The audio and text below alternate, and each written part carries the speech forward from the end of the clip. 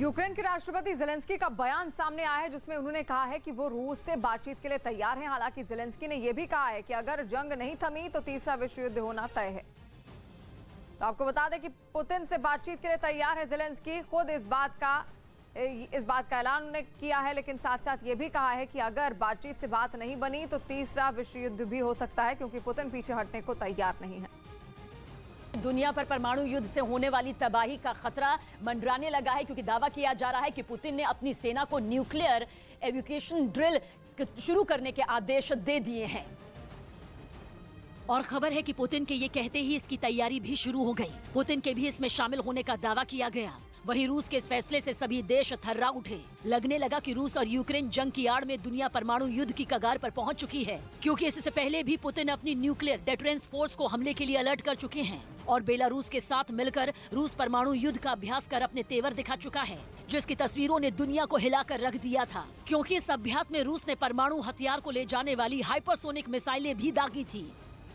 और इस बार तो परमाणु युद्ध का आशंका इसलिए गहरा गई क्योंकि परमाणु युद्ध छिड़ने के हालात में लोगों को बचाने की ड्रिल शुरू करने से पहले पुतिन ने सुरक्षा के लिए अपने परिवार को साइबेरिया में किसी अनजान ठिकाने पर भेज दिया। और परमाणु युद्ध के लिए रूस की तैयारियों से संकेत उस वक्त मिलने लगे थे जब उनसे पोलैंड बॉर्डर के पास बसे यूक्रेन के शहरों में हाइपरसोनिक मिसाइलें दागना शुरू किया, जो करीब 2000 किलोमीटर दूर से परमाणु हथियार लेकर हमले के लिए उड़ान भर सकती है। और यही नहीं, इससे पहले भी पुतिन यूक्रेन पर परमाणु हमले की चेतावनी दे चुके हैं। ऐसे में अगर परमाणु युद्ध छिड़ा तो इसके परिणाम यूक्रेन ही नहीं पूरी दुनिया के लिए बेहद खतरनाक साबित होंगे, क्योंकि दुनिया भर में अलग अलग देशों के पास करीब 13,000 परमाणु हथियार हैं और इनके करीब आधे हथियार अकेले रूस के पास ही मौजूद हैं।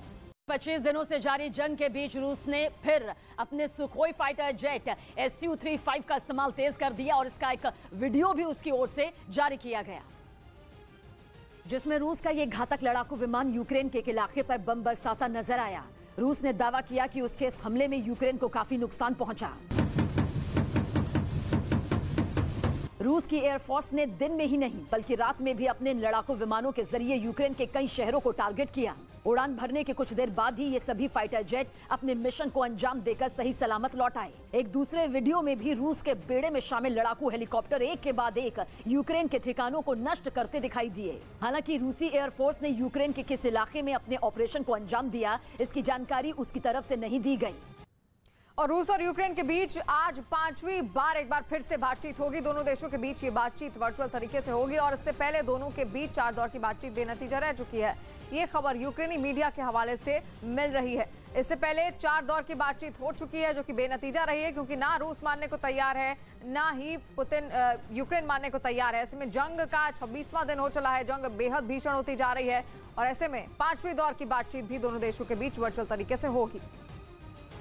परमाणु युद्ध की तैयारियों के बीच रूस की सेना ने यूक्रेन के खिलाफ जंग में अपनी बेहद खतरनाक हाइपरसोनिक मिसाइलों का इस्तेमाल और तेज कर दिया और परमाणु हथियारों के साथ उड़ान भरने की काबिलियत रखने वाली इन मिसाइलों से लगातार दूसरे दिन किए गए हमलों का एक वीडियो भी रूस के रक्षा मंत्रालय की तरफ से जारी किया गया, जिसमें रूसी सेना के लड़ाकू विमान हवा से यूक्रेन के सैन्य ठिकानों पर निशाना साधकर हाइपरसोनिक मिसाइल दागते दिखाई दिए। लड़ाकू विमान से अलग होते ही ये मिसाइलें आवाज से करीब 10 गुना तेज रफ्तार से टारगेट की ओर उड़ान भरती नजर आईं। रूस ने इन हमलों में यूक्रेन के निकोलेव शहर में सेना के बड़े ईंधन भंडार को तबाह करने का दावा किया और ये भी दावा किया कि इसी भंडार से यूक्रेन अपने दक्षिणी इलाके में मौजूद सेना की बख्तरबंद गाड़ियों के लिए तेल भेजता था। А также из воздушного пространства на территории Крыма авиационными ракетными комплексами «Кинжал» с гиперзвуковыми аэробаллистическими ракетами. Уничтожена крупная база. एक दिन पहले भी रूस ने पश्चिमी यूक्रेन में इन मिसाइलों से हमला किया था, जिसमें उसने इवानो-फ्रैंकोविस्क शहर में मौजूद यूक्रेन की सेना के हथियारों के एक बड़े गोदाम को तबाह करने का दावा किया था। मारिउपोल शहर में हुई रूस की भारी बमबारी से राष्ट्रपति ज़ेलेंस्की भड़क गए और उन्होंने इन हमलों को आतंकी वारदात करार दिया। यूक्रेन का आरोप है कि रूस की सेना ने वहां रिहायशी इलाकों को निशाना बनाकर मिसाइलें दागी और बम बरसाए, जिसकी वजह से कई इमारतों में आग लग गई और पूरा शहर काले धुएं के गुब्बार में ढका दिखाई दिया। वहीं बम धमाकों की वजह से एक 12 मंजिला इमारत तो पूरी तरह आग की चपेट में आ गई और उससे आग की ऊंची ऊंची लपटें निकलती नजर आईं। रूसी बमबारी की वजह से शहर की ये बर्बादी ज़ेलेंस्की को बर्दाश्त नहीं हुई और उन्होंने इसकी तुलना आतंकी हमलों से कर दी। Відповідальність за воєнні злочини. Зробити таке з мирним містом, що зробили окупанти, це терор, який वहीं कुछ दिन पहले ही रूसी सेना ने मारियुपोल के एक थिएटर पर भी बम बरसाए थे, जिसकी वजह से शहर के बीच शान से खड़ा थिएटर तहस नहस हो गया था। यूक्रेन का आरोप है कि थिएटर में बच्चों के होने की जानकारी होने के बावजूद रूसी सेना ने वहां हमला किया था। और यही नहीं, यूक्रेन ने रूसी सेना पर अपने नागरिकों को अगवा करने का भी आरोप लगाया और दावा किया कि रूस के सैनिकों ने मारियुपोल पर हमले के बाद करीब 4,500 लोगों को बंधक बना लिया, जिन्हें रूसी सेना अपनी सीमा में ले गई और उनके पासपोर्ट भी जब्त कर लिए गए। और इसके साथ ही यूक्रेन ने आरोप लगाया कि रूस अगवा किए गए लोगों से बंधुआ मजदूरी कराने की फिराक में है। हालांकि रूस ने यूक्रेन के अपहरण के आरोपों को खारिज कर दिया और दावा किया कि यूक्रेन के नागरिकों ने उससे शरण देने की गुहार लगाई थी। और रूस ने यह भी दलील दी कि वो यूक्रेन के आम लोगों को सभी तरह की सहायता देने की कोशिश कर रहा है।